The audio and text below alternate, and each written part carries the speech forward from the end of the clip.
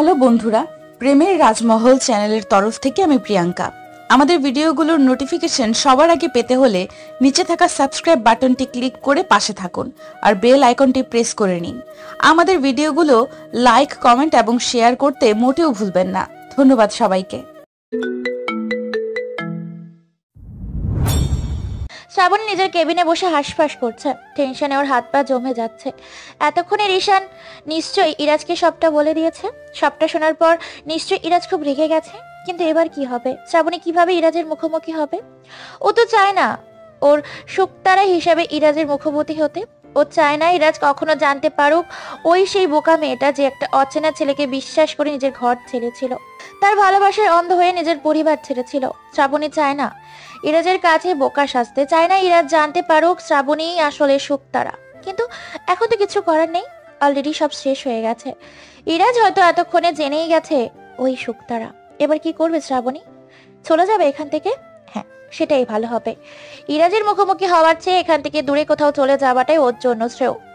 ওর মন কোথাও চলে যাবে যেখানে গেলে কখনো ওকে ইরাজের মুখোমুখি হতে হবে না, কখনো ইরাজের কোনো প্রশ্নের সম্মুখীন হতে হবে না।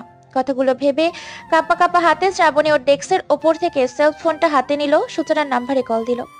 3 বার রিং হতেই সূচনা কলটা রিসিভ করে ওপাশ থেকে বলে উঠল, হ্যাঁ শ্রাবণী বলো। শ্রাবণী কান্না আটকে আসা কণ্ঠে ব্যতিক ব্যস্ত হয়ে বলল, আপু, রিশান এসেছিল, আমাকে দেখে নিয়েছে, চিনেও ফেলেছে। হয়তো এতক্ষণে ইরাজকেও সবটা বলে দিয়েছে। আমি আর এখানে এক মুহূর্তও থাকতে পারবো না আপু, আমি চলে যাচ্ছি। প্লিজ তুমি আমাকে খুঁজো না। সময় হলে আমি ঠিক তোমার সাথে চুপি চুপি এসে দেখা করে যাব। ভালো থেকো আপু। শ্রাবণীর কথা শুনে সূচনা আটকে উঠল, ব্যস্ত স্বরে বলল, হোয়াট? প্লিজ শ্রাবণী, পাগলামো করো না, তুমি বাড়িতে চলে এসো। ইরাজকে যা বলার আমি বুঝিয়ে বলবো। প্লিজ তুমি কোথাও যেও না। সরি আপু, ইটস টু লেট। আমি তোমার এই কথাটা রাখতে পারবো না।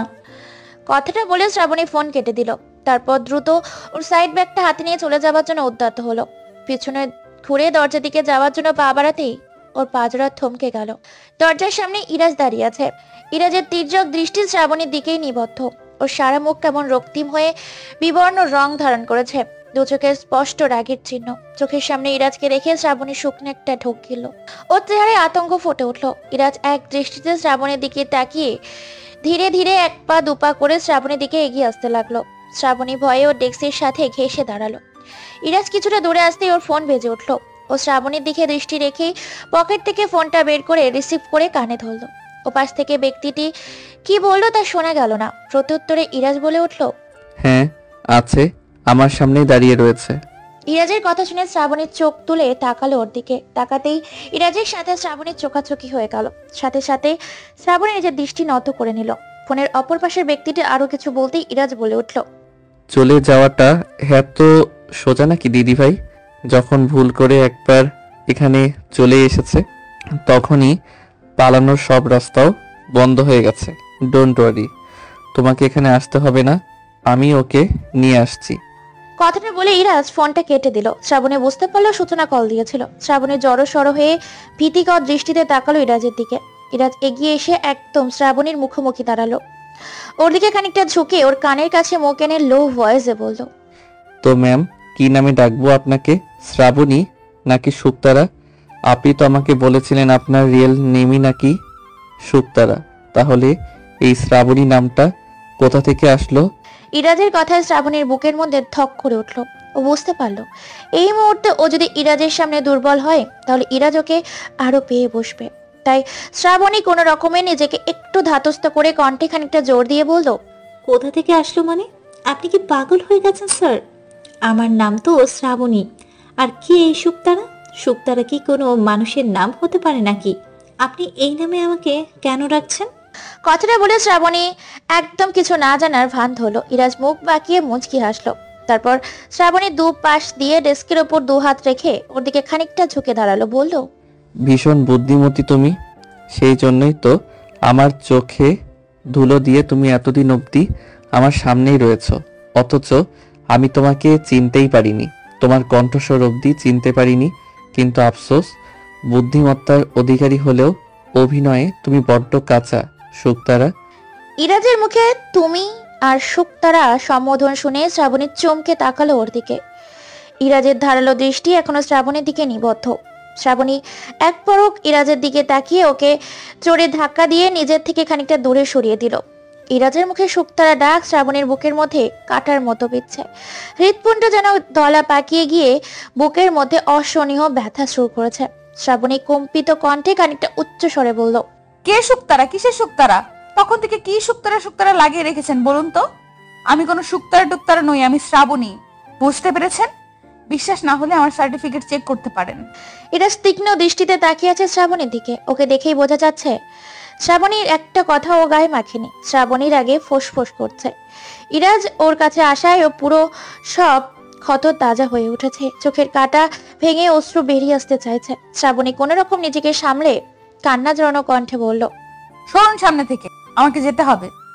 কথাটা বলে শ্রাবণী দুটো পা চালিয়ে চলে যাওয়ার জন্য উদ্যত হলো, কিন্তু ইরাজকে ক্রস করে যেতে নিলেই ইরাজ খপ করে ওর হাত চেপে ধরলো। তারপর মুখ বাঁকিয়ে হেসে বলল, যাবে তো, তবে আমার সাথে আমার বাড়িতে।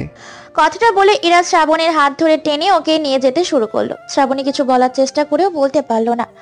অফিসের সবাই অবাক দৃষ্টিতে শ্রাবণী আর ইরাজের যাওয়ার দিকে তাকিয়ে রইলো। ওরা ইরাজের এমন বিহেভিয়ারের কোনো কারণ খুঁজে পেল না। ইরাজ শ্রাবণীকে ট্রেনে গ্রাউন্ড ফ্লোরে নিয়ে এসে ওকে এক প্রকার জোরপূর্বক নিজের গাড়িতে তুললো। তারপর নিজেও ড্রাইভিং সিটে বসে ছুট লাগালো বাড়িতে যাওয়ার উদ্দেশ্যে। সন্ধ্যে 7:30 বাজে। ইরাজের মা আর শ্রাবণী ড্রয়িং রুমে বসে আছে। ইরাজের মায়ের হাতে ছোট্ট একটা মেডিকেল কটনের দলা, যেখানে অ্যান্টিসেপটিক লাগানো রয়েছে। উনি কটনের দলাটা নিয়ে শ্রাবণীর এক হাতের আঘাতপ্রাপ্ত অংশ ক্লিন করে দিচ্ছেন। শ্রাবণী দুটো হাতের দুই কোণের অংশ একদম ছিঁড়ে গিয়েছে, যেখানে রক্ত জমাট বেঁধে একদম শুকিয়ে গেছে। আসলে শ্রাবণী যখন সকালবেলা অ্যাক্সিডেন্ট করার পর বাসায় এসেছিল, তখন ও শুধু জামা কাপড় চেঞ্জ করে অফিসে চলে গিয়েছিল। তাড়াহুড়ো আর অতিরিক্ত টেনশনে ক্ষত জায়গায় ব্যান্ডেজ করার কথা ভুলেই গিয়েছিল। তারপর ইরাজ ওকে জোর জবরদস্তি করে অফিস থেকে নিয়ে আসার পর পুনরায় ওই দুটো হাতের কোনোই ইনজোর্ড জায়গা থেকে ব্লিডিং শুরু হয়। কিন্তু শ্রাবণী সেসবের তোয়াক্কা না করে পুরোটা দিন রুমের মধ্যে দরজা আটকে বসেছিল। ইরাজের মুখোমুখি হওয়া ভয়ে ও রুম থেকে বের হয়নি। সারাদিন নিচে না নামায় ইরাজের মা সন্ধ্যাবেলায় শ্রাবণীকে ডাকতে ওর আর সূচনা রুমের সামনে আসেন। শ্রাবণীর নাম ধরে কয়েকবার ডাকতেই ও এসে দরজা খুলে দেয়। দরজা খোলার পর ইরাজের মা খেয়াল করে শ্রাবণীর জামার দুই পাশে হাতের কোনোয় ব্লাড লেগে শুকিয়ে গেছে। উনি শ্রাবণীর জামার হাতা কোনোয়ের ওপর উঠাতেই দেখেন দুই হাতের এমন করুণ অবস্থা।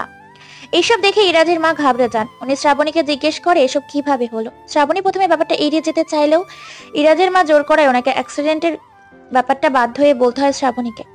তবে অ্যাক্সিডেন্টটা যে ইরাজ করেছে সেটা শ্রাবণী ওনাকে বলেননি। উনি সব শুনে দ্রুত শ্রাবণীর জামা চেঞ্জ করিয়ে ওকে নিজে নিয়ে আসেন। তারপর ফার্স্ট এড বক্স থেকে ব্যান্ডেজ, জিনিসপত্র, অ্যান্টিসেপটিক ও ওয়াইটমেন্ট নিয়ে সেখানে বসে পড়েন। আপাতত ইরাজের মা শ্রাবণীর এক হাতের কোনোয় ব্যান্ডেজ করে দিচ্ছেন, আর সেই ব্যক্তি অ্যাক্সিডেন্টটা করেছে তাকে অনবরত বকা দিয়ে যাচ্ছেন।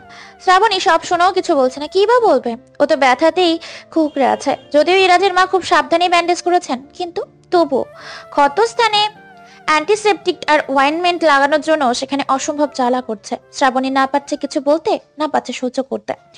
ইরাজের মা এক হাতে ব্যান্ডেজ করে শ্রাবণীর ওপর পাশে গিয়ে বসলেন। তারপর ওর অন্য হাতেও ব্যান্ডেজ করা শুরু করলেন। উনি কটনে অ্যান্টিসেপটিক লাগিয়ে ক্ষতস্থানে একটুখানি ছোঁয়াতেই শ্রাবণী ব্যথায় কুকিয়ে উঠল। মুখ থেকে ব্যথাতুর শব্দে চোখ জোড়া বন্ধ করে ও সোফার সাথে শরীর এলিয়ে দিল। ওর দুচোখের কার্নিশ দিয়ে নিঃশব্দে পানি গড়িয়ে পড়তে লাগলো। শ্রাবণীকে এত কষ্ট পেতে দেখে ইরাজের মা মমতাময়ের স্বরে বললেন, কষ্ট করে আর একটু সহ্য করে নাও মা, না হলে এখনো ব্যান্ডেজ করতে না পারলে পরে ইনফেকশন হয়ে যেতে পারে। কথাটা বলে উনি আলতো হাতে শ্রাবণীর চোখের পানি মুছিয়ে দিলেন। তারপর আগে কিরমির করতে করতে বলে উঠলেন, যেই অসভ্যটা অ্যাক্সিডেন্টটা করেছে ওকে যদি একবার সামনে পেতাম তাহলে থাপ্পড় মেরে ওর মুখের সবগুলো দাঁত ফেলে দিতাম। জানোয়ারের বাচ্চা কোথাকার। মা বাবা মনে হয় ওদের কোনো শিক্ষাই দেয়নি, তাই তো রাস্তায় বের হওয়ার সময় চোখগুলো পকেটে ঢুকিয়ে বের হয়। ইরাজ মাত্রই সিঁড়ি দিয়ে নিচে নামছিল। ওর মায়ের কথা শুনে ও পা ফসকে সিঁড়ির এক ধাপ মিস করে অন্য ধাপে পা দিয়ে ফেলে। হোঁচট খেয়ে পড়তে যেতে নিয়েও সিঁড়ির রেলিং ধরে আবারও নিজেকে সামলে নেয়। হোঁচটের শব্দে ইরাজের মা চোখ তুলে সিঁড়ির দিকে তাকায়। কর্কশ কণ্ঠে ইরাজকে উদ্দেশ্য করে বলেন, কি ব্যাপার, দেখে হাঁটতে পারো না?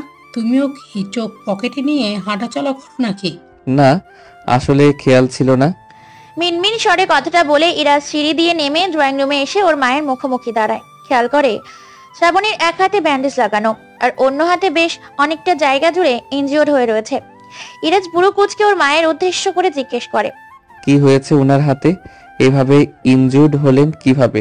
ইরাজের মা শ্রাবণের হাতের ক্ষতস্থানে মুখ দিয়ে ফু দিতে দিতে বলেন, কিছু ছাগলের বাচ্চা আছে যারা রাস্তায় গাড়ি নিয়ে বের হওয়ার পর মানুষকে আর মানুষ বলে মনে করে না।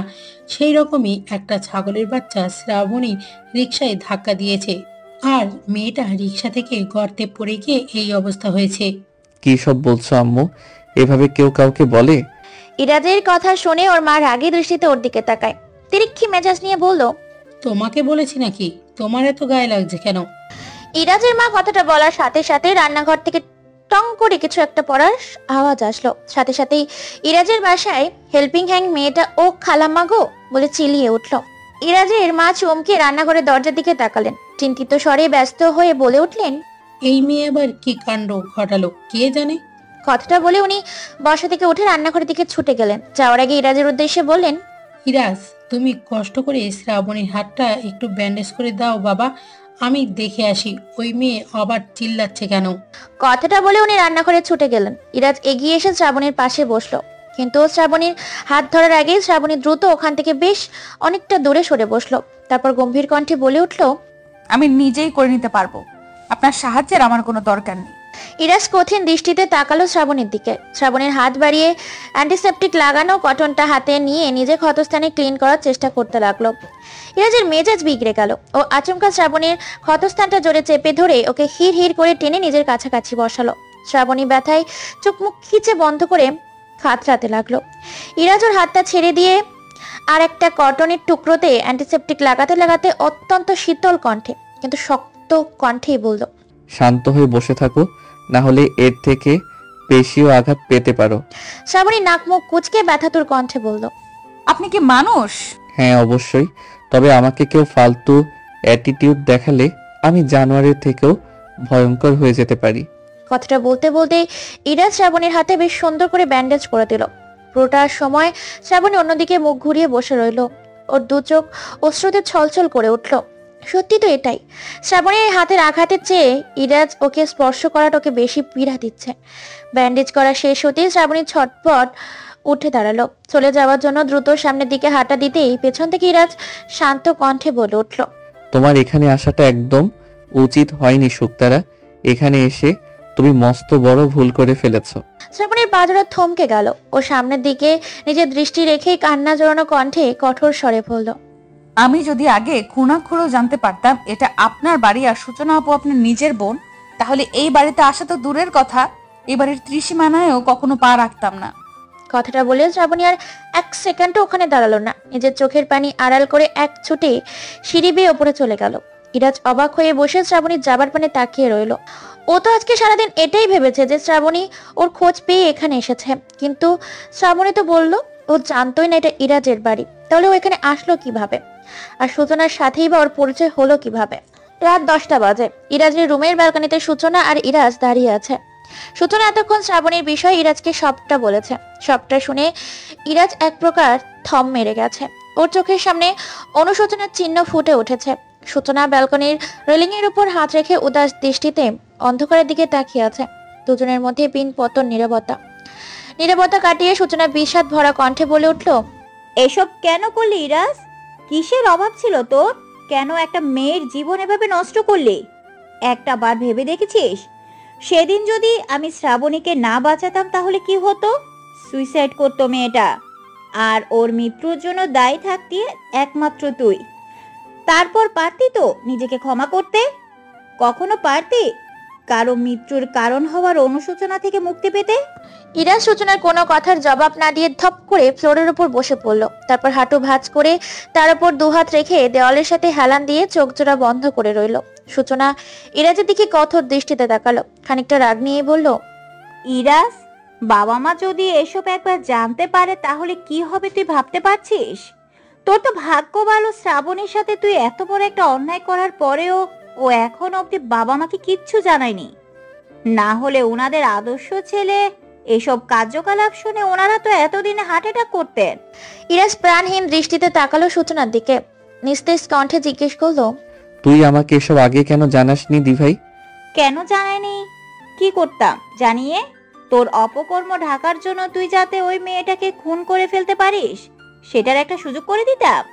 সূচনার কথা ইরাজ চমকে উঠল, আহত কণ্ঠে বলল, তোর কি আমাকে খুনি মনে হয় দিভাই? তোর মনে হয় এই সামান্য একটা কারণে আমি কাউকে খুন করতে পারি? আমার মনে হওয়া না হওয়া কি আসে যায় ইরাজ?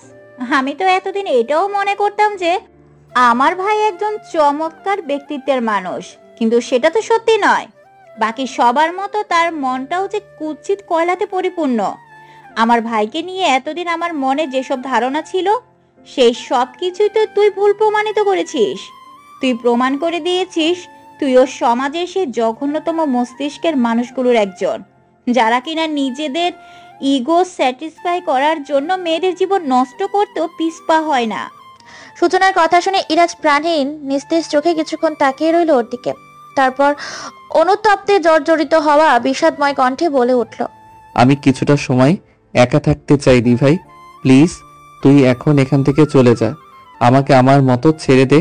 কথাটা বলে ইরাজ দেয়ালের সাথে হেলান দিয়ে আবারও চোখ জোড়া বন্ধ করে নিল। সূচনা বিরক্তির দৃষ্টিতে কিছুক্ষণ ইরাজের দিকে তাকিয়ে গটগট করে হেঁটে ওখান থেকে বের হয়ে আসলো। ওর পুরো শরীর রাগে জ্বলছে, ইচ্ছে করছে ইরাজকে আরো কিছু করার কথা শুনিয়ে দিতে, কিন্তু ইরাজ তো সেই সুযোগটাই দিল না। কোনো তর্ক বিতর্ক না করে ছেলেটা সব শুনে কেমন শান্ত হয়ে গেল, যার কারণে সূচনা এতদিন ওর মনের মধ্যে পুষে রাখা রাগটাও ইরাজের উপর ছাড়তে পারলো না। রাত 12টা। সূচনা ডিনার শেষ করে একটা প্লেটে করে খাবার নিয়ে সিঁড়ি দিয়ে উপরে আসতে লাগলো। উপরে উঠতে উঠতে হঠাৎ ওর চোখ গেল ইরাজের রুমের দরজার দিকে। দরজাটা বন্ধ দেখা যাচ্ছে। যখন থেকে সূচনা ওর রুম থেকে কথা বলে বের হয়েছে তখন থেকেই দরজাটা বন্ধ। এর মধ্যে ইরাজও আর রুমের বাইরে বের হয়নি, রাতে ডিনারও করেনি। শ্রাবণীও রাতে ডিনার করেনি। হাত পায়ের ব্যথা নিয়ে পুরোটা সন্ধ্যা রুমেই বসেছিল। সূচনাকে জিজ্ঞেস করেছিল ও ডিনার করবে কিনা, কিন্তু শ্রাবণী সাপছাপ বলে দিয়েছে ওর খিদে নেই, ও রাতে খাবে না।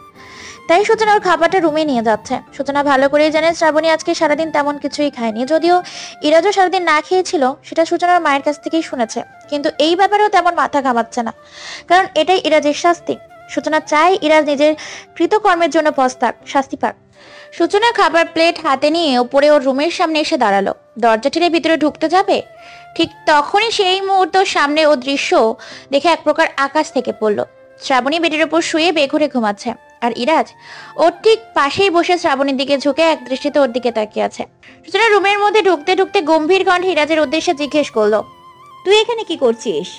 আচমকা সূচনার কণ্ঠস্বর শুনে ইরাজ হকচকে উঠল। বেড থেকে উঠে দাঁড়িয়ে ওর দিকে এক পলক তাকিয়ে নিজের দৃষ্টি অন্যদিকে ঘুরিয়ে নিল। তারপর অস্বস্তি ভরা কণ্ঠে বলল, তেমন কিছু না। সূচনা তীক্ষ্ণ দৃষ্টিতে তাকালো ইরাজের দিকে, দেখলো চোখ জোড়া কেমন টকটকে লাল হয়ে আছে। সূচনা ভ্রু কুঁচকে জিজ্ঞেস করলো, তোর চোখে কি হয়েছে, এরকম লাল হয়ে আছে কেন? ইরাজ এবারেও তোতলানো কণ্ঠে কিছু না বলে দ্রুত পায়ে রুম থেকে বের হয়ে গেল, যাকে বলে এক প্রকার পালিয়ে যাওয়া। সূচনা কপাল কিঞ্চিত কুচিয়ে ইরাজের যাওয়ার দিকে তাকিয়ে রইল, বিড়বিড় করে বলে উঠল, এর আবার কি হলো? ইরাজ সকালবেলা রেডি হয়ে নিচে এসে দেখলো ওর বাবা মা ব্রেকফাস্ট করতে বসেছে। ও এগিয়ে এসে চেয়ার টেনে বসতে বসতে ওর মায়ের উদ্দেশ্যে জিজ্ঞেস করলো, বাকিরা কোথায় আম্মু? ইরাজের মা খাবারে বাইট দিতে দিতে ভুরু কুচকালেন, জিজ্ঞেস করলেন, বাকিরা কারা? সূচনা আর শ্রাবণী? শ্রাবণী তো অফিসে গেছে, আর সূচনা ওকে ড্রপ করতে গেছে। মায়ের কথা শুনে ইরাজ খানিকটা অবাক হলো, খানিকটা উচ্চ স্বরে বলল, অফিসে গেছে মানে কি আম্মু? তুমি ওনাকে যেতে দিলে কেন? তুমি দেখোনি উনি কতটা ইনজুর্ড হয়েছে? ইরাজের কথা শুনে ওর বাবা মা উভয়ই বেশ শকড হলেন। দুজন একে অপরের দিকে চাওয়াচাবি করে ইরাজের দিকে সন্দেহ দৃষ্টিতে তাকালেন। ইরাজের মা কপাল কুঞ্চিত করে বললেন, শ্রাবণী তো বললো তুমি নাকি ওকে জরুরি কিছু কাজ করতে দিয়েছো, যেগুলো নাকি ওকে আজকের মধ্যে কমপ্লিট করতে হবে, আর না হলে ওর চাকরি ছাড়ার জন্য রিজাইন লেটার দিতে হবে। সেই জন্যই তো আমি বারণ করা সত্ত্বেও ও জোর করে তাড়াহুড়োই অফিসে চলে গেল। উনি জোর করে চলে গেল আর তুমি ওনাকে যেতে দিলে আম্মু?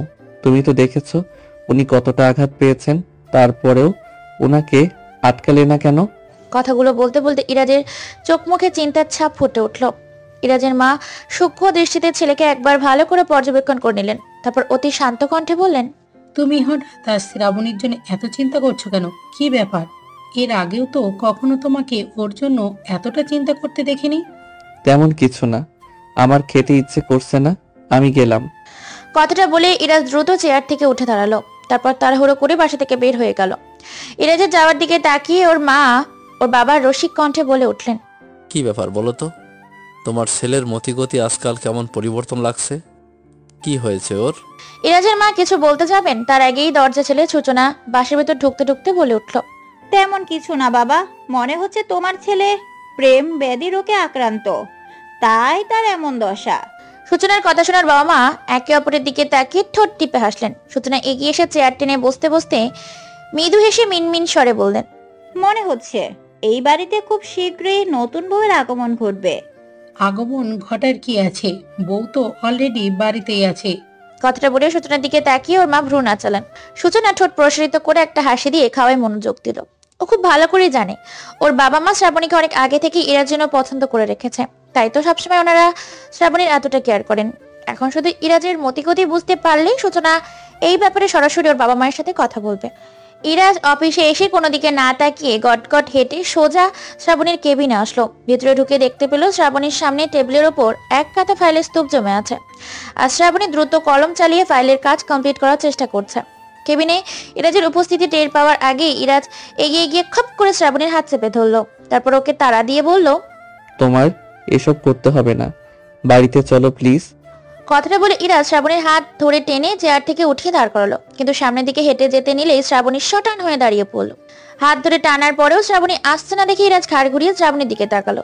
দেখলো শ্রাবণী তীক্ষ্ণ দৃষ্টিতে ওর দিকে তাকিয়ে আছে। ইরাজ কিছু বলতে যাবে তার আগে শক্ত কণ্ঠে শ্রাবণী বলে উঠলো, এটা কোন ধরনের বিহেভিয়ার মিস্টার ইমরোজ? কোনো অফিসের বসের বস কি তার এমপ্লয়ির সাথে এরকম আচরণ করে? ইরাজ আবেগের দৃষ্টিতে তাকালো শ্রাবণীর দিকে, কণ্ঠে আবেগের রেশ টেনে বলল, আমাদের সম্পর্কটা কি শুধুই বস আর এমপ্লয়ির সম্পর্ক শুক্তারা? এর বাইরেও তো আমাদের মধ্যে আরেকটা সম্পর্ক আছে। আরেকটা সম্পর্ক আছে? কিসের সম্পর্ক? গার্লফ্রেন্ডের, বয়ফ্রেন্ডের, নাকি হাজবেন্ড ওয়াইফের, নাকি একজন আশ্রিতা আর একজন ল্যান্ড ওনারের? হ্যাঁ, যদি ল্যান্ড ওনার আর আশ্রিতার সম্পর্কের কথা বলেন তাহলে বলবো আপনার এরকম ব্যবহার ঠিকই আছে। যতই হোক আমি আপনার বাড়িতে এতদিন ধরে ফ্রিতে থাকছি, খাচ্ছি, তার পরিবর্তে তো আপনি আমার শরীরে একটু একটু হাত দিতেই পারেন, তাই না? শ্রাবণীর এইরকম কথায় ইরাজ হতবাক হয়ে গেল। ও দ্রুত শ্রাবণীর হাত ছেড়ে দিয়ে খানিকটা পিছিয়ে গেল। অবাক কণ্ঠে শ্রাবণীর উদ্দেশ্যে জিজ্ঞেস করলো, তোমার কি আমাকে এতটাই জঘন্য মানুষ মনে হয় শুক্তারা? তোমার মনে হয় তুমি আমার বাড়িতে থাকছো, তার পরিবর্তে আমি তোমার শরীর ছুঁতে এসেছি? এতদিনে তুমি কি আমাকে এতটুকুও চিনতে পারোনি? এইখানে আমার মনে কড়াকড়ির তো কিছুই নেই। যে মানুষ সামান্য একটা বাজি জেতার জন্য একটা মেয়ের সাথে ভালোবাসার নাটক করতে পারে, তাকে মিথ্যা বলে ভালোবাসার জালে ফাঁসিয়ে পরে তাকে ঠকাতে পারে, সে মানুষকে যদি জঘন্য মানুষও বলি তাহলেও তো জঘন্য শব্দটার অপমান করা হবে। আপনি তো অত্যন্ত নিকৃষ্ট প্রজাতির একটা মানুষ। পৃথিবীর সমস্ত খারাপ শব্দ তুলেও যদি আপনাকে গালি দেওয়া হয় না, তাহলেও সেগুলো আপনার কৃতকর্মের তুলনায় অতি তুচ্ছ হয়ে যাবে। ইরাজ আহত দৃষ্টিতে তাকিয়ে আছে শ্রাবণীর দিকে। শ্রাবণীর চোখে মুখে স্পষ্ট ক্রোধের চিহ্ন, দুই চোখে পানি চিকচিক করছে। তার মধ্যেও যেন চোখের কোঠর থেকে ভেঙে অগ্নিদয় বেরিয়ে এসে ইরাজকে ভস্ম করে দিতে চাইছে। ইরাজ শ্রাবণীর চোখের দিকে তাকিয়ে খানিকক্ষণের জন্য যেন সেখানেই আটকে গেল। শ্রাবণীর কণ্ঠে আগের মতোই ঝাঁজ নিয়ে বলল, আর বাকি রইল কি? আপনাকে চিনতে পারার কথা। আপনাকে তো এখন পর্যন্ত আপনার বাবা মাই ঠিক মতো চিনতে পারেনি। তারা তো এত বছর ধরে আপনাকে চোখের সামনে দেখার পরেও এখনো আপনাকে একজন ভদ্র এবং আদর্শ ছেলে বলে ভাবেন। তারা জানেই না তাদের ছেলের আসলে কত বড় একটা চিটার। তাহলে আমি আপনাকে কিভাবে চিনতে পারবো? আর তাছাড়া আমি যদি আপনাকে চিনতেই পারতাম তাহলে তো আজকে আমাকে এখানে দাঁড়িয়ে থাকতে হতো না, আর না একটা চিটারের ফাঁদে পা দিয়ে নিজের পরিবার, নিজের সর্বস্ব হারাতে হতো। শেষের কথাগুলো বলতে বলতে শ্রাবণীর গলা ধরে এলো। ইরাজের চোখে মুখে অনুশোচনা আর ব্যথার ছাপ স্পষ্ট ফুটে উঠল। ও দু কদম এগিয়ে এসে আবারও শ্রাবণীর একদম কাছে কাছে দাঁড়ালো। কাপা কাপা হাতে শ্রাবণীর এক হাত নিজের হাতের মধ্যে আঁকড়ে ধরলো। কাতর কণ্ঠে বলল, আমি জানি শুক্তারা, আমি অনেক বড় ভুল করে ফেলেছি। শুধু ভুল না, অন্যায় করে ফেলেছি। এই অন্যায়ের হয়তো কোনো ক্ষমা হয় না। তোমার কাছে আমার এখন ক্ষমা চাওয়ারও মুখ নেই, কিন্তু তাও বলবো, প্লিজ আমাকে ক্ষমা করে দাও। প্লিজ একটাবারের জন্য আমাকে ক্ষমা করে দাও প্লিজ। ইরাজের স্পর্শে শ্রাবণীর হৃৎপিণ্ড এতদিনে লুকিয়ে রাখা ব্যথাগুলো মুহূর্তেই যেন তাজা হয়ে দগদগে হয়ে উঠল। শ্রাবণী ঝাড়া দিয়ে ইরাজের থেকে নিজের হাত ছাড়িয়ে ছিটকে ওর থেকে খানিকটা দূরে সরে গেল। সাথে সাথে ওর চোখের কোটর ভেঙে টুপ করে 2 ফোঁটা পানি গড়িয়ে পড়ল। শ্রাবণী হাতের উল্টো পিঠ দিয়ে দ্রুত সেই পানিটুকু মুছে আড়াল করার ব্যর্থ চেষ্টা করলো, কিন্তু সেই পানির ফোঁটা ইরাজের চোখ এড়ালো না। শ্রাবণী কান্না জড়ানো কিন্তু রুক্ষ কণ্ঠে বলে উঠল, না, কখনো না। আমি আপনাকে কোনোদিনও ক্ষমা করতে পারবো না। আপনার জন্য আমার সব কিছু শেষ হয়ে গেছে। আমার বাবা মা আমার থেকে দূরে চলে গেছে। আমার বাড়ির দরজা চিরদিনের জন্য আমার জন্য বন্ধ হয়ে গেছে। আমার বাবা কখনো আমার মুখ দেখতে চায় না বলে জানিয়ে দিয়েছে। নিজের বাড়ি ঘর থাকা সত্ত্বেও এখন আমাকে অন্যের বাড়ির আশ্রিতা হয়ে থাকতে হয়। আপনার ভালোবাসায় অন্ধ হয়ে পরিবারের মান সম্মান আমি মাটির সঙ্গে মিশিয়ে দিয়েছি। আপনার মিথ্যা প্রতিশ্রুতিকে বিশ্বাস করে আমি আমার পরিবারের মানুষদের এত বছরের স্নেহ আদরকে অগ্রাহ্য করে তাদেরকে অপমানের মুখে ঠেলে দিয়ে স্বার্থপরের মতো পালিয়ে এসেছি। এই জন্য আমি না কখনো আপনাকে ক্ষমা করতে পারবো, আর না কখনো নিজেকে ক্ষমা করতে পারবো। কথাগুলো বলতে বলতে শ্রাবণী হু হু করে কেঁদে দিল। ইরাজ নীরবে শ্রাবণীর কান্নারত মুখটার দিকে তাকিয়ে রইল। তাকিয়ে থাকতে থাকতে ইরাজের চোখের কোনো পানি জমলো। ও কোনো রকম নিজেকে সামলে নাক টেনে নরম স্নিগ্ধ কণ্ঠে বলল, ঠিক আছে, তোমার আমাকে ক্ষমা করতে হবে না। তুমি যেভাবে আমাকে ঘৃণা করতে সেভাবেই সব সময় আমাকে ঘৃণা করে যেও, কিন্তু তারপরও এখন এসব কাজ করো না প্লিজ। তুমি এমনিতেই অনেকটা অসুস্থ। এখন যদি তুমি জোর করে এই কাজগুলো করে নিজেকে কষ্ট দাও তাহলে আরো অসুস্থ হয়ে পড়বে। প্লিজ আমার সাথে বাড়িতে চলো। আমি তোমাকে ফোর্স করছি না, তোমার ভালোর জন্যে শুধুমাত্র তোমাকে অনুরোধ করছি। প্লিজ চলো আমার সাথে। শ্রাবণী নিজের কান্না আটকে দ্রুত চোখের পানিগুলো দুহাতে মুছে নিল। তারপর আগের মতো চোখে মুখে কঠোর ভাব ফুটিয়ে রুক্ষ স্বরে বলল, আপনি বোধহয় চান না আমি আর এই অফিসে জব করি, তাই হয়তো আমাকে এই কথাগুলো বলছেন। ঠিক আছে, আপনি বাইরে গিয়ে 10 মিনিট অপেক্ষা করুন। আমি আমার রেজিগনেশন লেটার নিয়ে একটু পরেই আসছি। তারপর না হয় পার্মানেন্টলি এই অফিস থেকে চলে যাব। ইরাজ আহত দৃষ্টিতে তাকালো শ্রাবণীর দিকে। কিছুক্ষণ নির্বাক হয়ে তাকিয়ে থাকার পর ধরা গলায় বলল, তোমাকে কোথাও যেতে হবে না, আমি চলে যাচ্ছি। তুমি এমনিতেই আমার জন্য অনেকটা সাফার করেছো। আমি চাই না আমার জন্য তুমি আর কোনো প্রবলেমের সম্মুখীন হও। কথাটা বলে ইরাজ এক নজর শ্রাবণীর দিকে তাকিয়ে দ্রুত পায়ে কেবিন থেকে বেরিয়ে গেল। শ্রাবণী থপ করে চেয়ারের উপর বসে ডুকরে কেঁদে উঠল।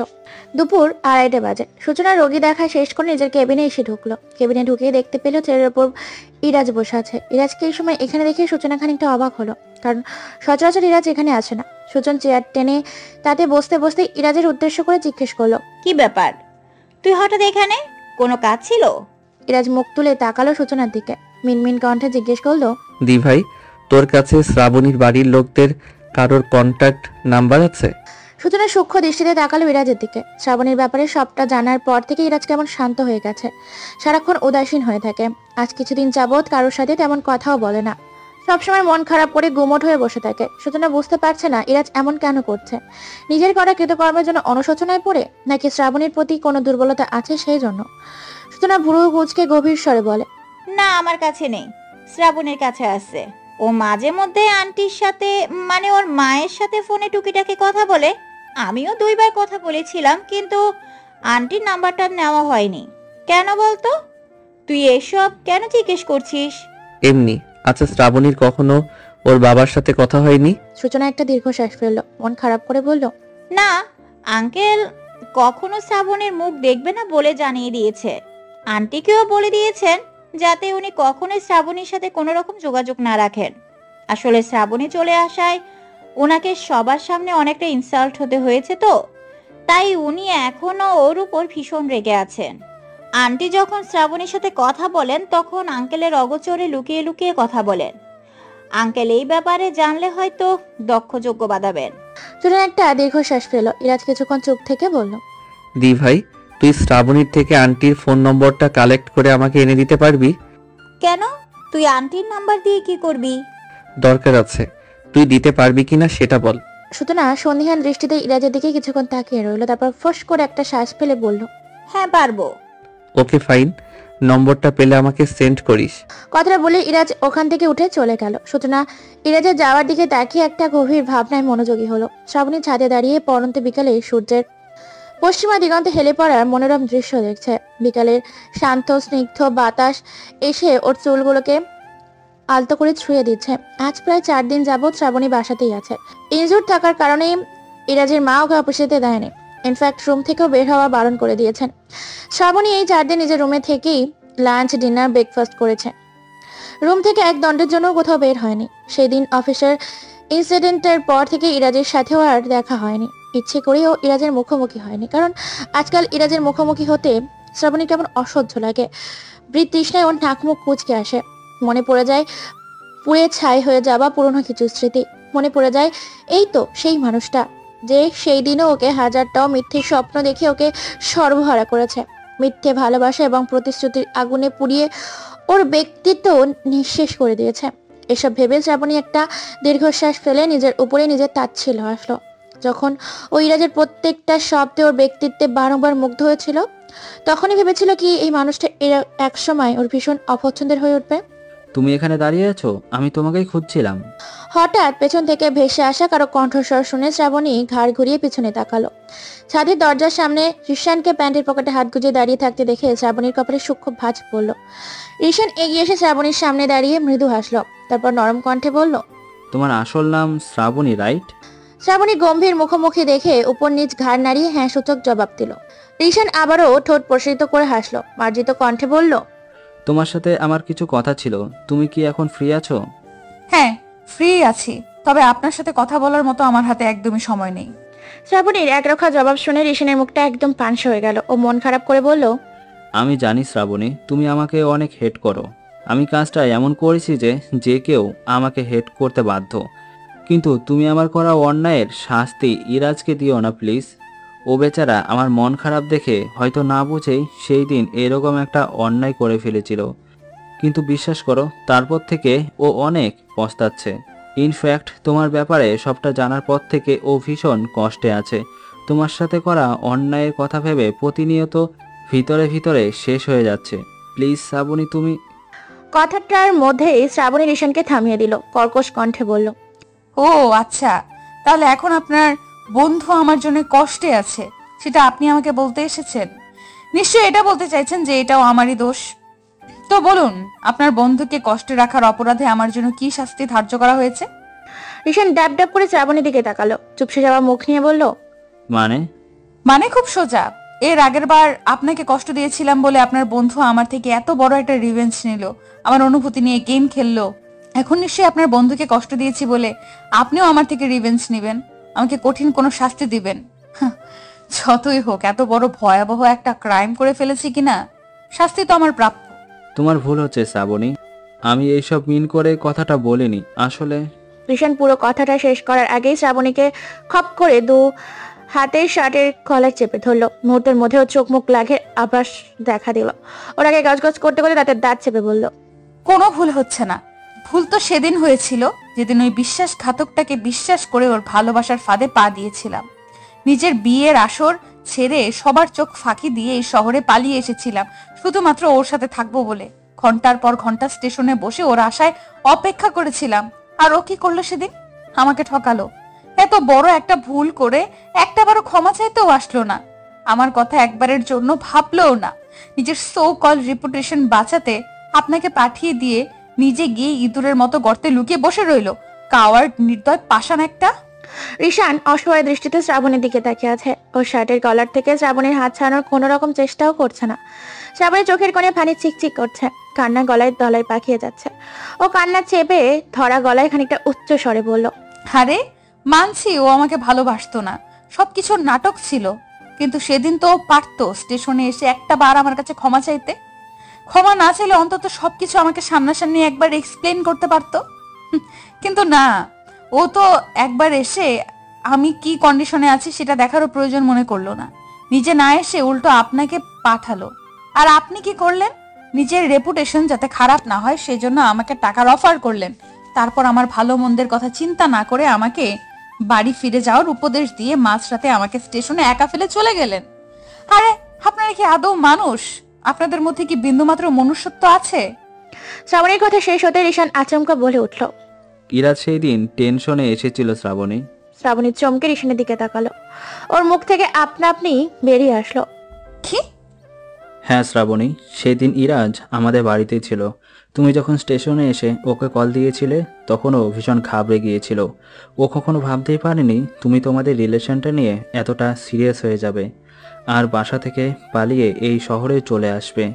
ইরাজ যখন আমাদের বাড়িতে এসে আমাকে তোমার ব্যাপারে জানায় তখন আমিও বেশ চিন্তিত হয়ে পড়েছিলাম।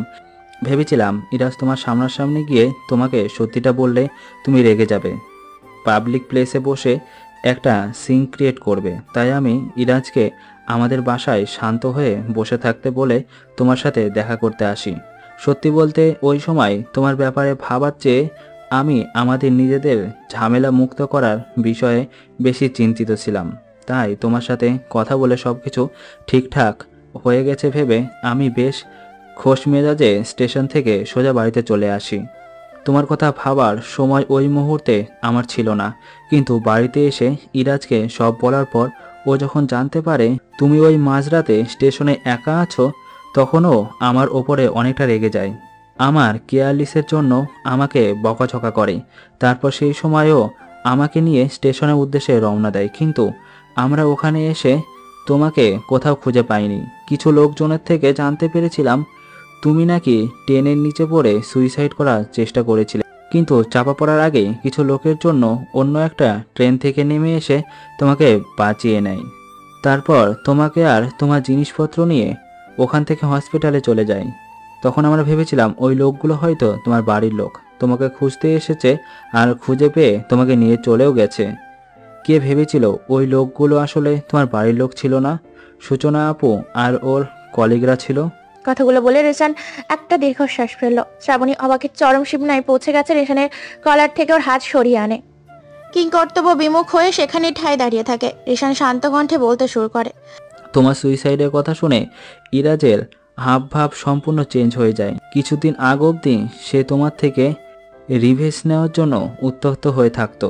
সে হঠাৎ করে মৌনতা ধারণ করে, উদাসীন হয়ে তোমার এক ভাবনার জগতে ডুবে দেয়। আমি ইরাজকে নিয়ে স্টেশন থেকে সোজা আমাদের বাসায় চলে আসি। পুরো 2 দিন ইরাজ আমাদের বাড়িতেই ছিল, কিন্তু আমার সাথে একটা কথাও বলেনি। দিনরাত বসে নেশাখোরদের মতো শুধু সিগারেট ফুঁকেছে। ওর এমন অবস্থা দেখে আমরা ফ্রেন্ডরা সবাই টেনশনে পড়ে গিয়েছিলাম। ভেবেছিলাম তোমাকে চিট করার জন্য গিল্টি ফিল থেকেই হয়তো ও এরকম করছে। তাই আমরা সবাই মিলে ওকে নিয়ে ট্যুরে যাওয়ার সিদ্ধান্ত নেই। ও রাজি না হওয়া সত্ত্বেও আমরা কোনো রকম ওকে বুঝিয়ে সুঝিয়ে ঘুরতে নিয়ে যাই। সেখানে যাওয়ার পরও ও সারাক্ষণ আপসেট হয়ে বসে থাকতো। পুরো 1 সপ্তাহ ও বেশি সময় যাবৎ ওকে আমরা সবাই মিলে অনেক বোঝানোর পর ও কিছুটা স্বাভাবিক হয়েছিল। ফিরে এসে নিজের কর্মব্যস্ততার জীবনে ডুব দিয়েছিল, কিন্তু আমাদের সাথে প্রায় সম্পূর্ণ যোগাযোগ বিচ্ছিন্ন করে ফেলেছিল। কাজের বাইরে যতক্ষণ থাক ততক্ষণ একা একা থাকতো। আমরা কল করে কোথাও যেতে বললেও যেতে চাইতো না। অনেক প্রেশার দিলেও যতটুকু বা আসতো তাও আমাদের সাথে আগের মতো তেমন আড্ডা দিত না। ভিড় থেকে দূরে কোনো কোনায় বসে এক দৃষ্টিতে তাকিয়ে তোমার আইডিটা দেখতো, আর না হলে পুরো মেসেজগুলো পড়তো। ও মুখে না বললেও আমি বুঝতে পারতাম ও তোমাকে ভীষণ মিস করছে। শ্রাবণী তাজ্জব হয়ে তাকিয়ে রইল রিশানের দিকে। রিশান ফোঁস করে একটা শ্বাস ফেললো, বলল, ও তোমার সাথে ভালোবাসার নাটক করতে করতে কখন যে তোমার উপর দুর্বল হয়ে গেছে সেটা হয় ও নিজেও উপলব্ধি করতে পারেনি শ্রাবণী। তোমার অনুপস্থিতিতে হয়তো ওর মনের মধ্যে লুকিয়ে থাকা তোমার প্রতি ওর সুপ্ত অনুভূতিগুলো ধীরে ধীরে ও টের পেয়েছে। সাথে সাথে নিজের করা ভুলের জন্য যথেষ্ট শাস্তিও পেয়েছে। তবে তুমি আবার এটা ভেবো না যে আমি এইসব বলে তোমাকে ইমোশনালি ব্ল্যাকমেল করে আমাদের করা অন্যায়কে হাইড করার চেষ্টা করছি। আমি জানি আমরা যে অন্যায় করেছি তার কোনো ক্ষমা হয় না। তাও বলবো, তুমি যদি আমাকে ক্ষমা করতে নাও পারো তাহলে অন্তত ইরাজকে ক্ষমা করে দিও। ও বেচারা অলরেডি অনেকটা সাফার করছে। যখন থেকে সূচনা আপুর কাছে তোমার ব্যাপারে সব কিছু জেনেছে তখন থেকে ভিতর ভিতর একদম শেষ হয়ে যাচ্ছে। তোমার হয়তো এই কয়েকদিনে ইরাজের সাথে দেখা হয়নি, দেখা হলে বুঝতে পারতে ও এই কয়দিনে নিজের কি হাল বানিয়ে ফেলেছে।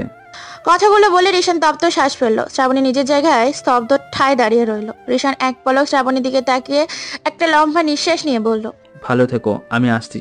আশা করি আমি যে কথাগুলো তোমাকে বোঝাতে চেয়েছিলাম সে কথাগুলো তুমি খুব ভালো করে বুঝতে পেরেছো। রাত 11:30।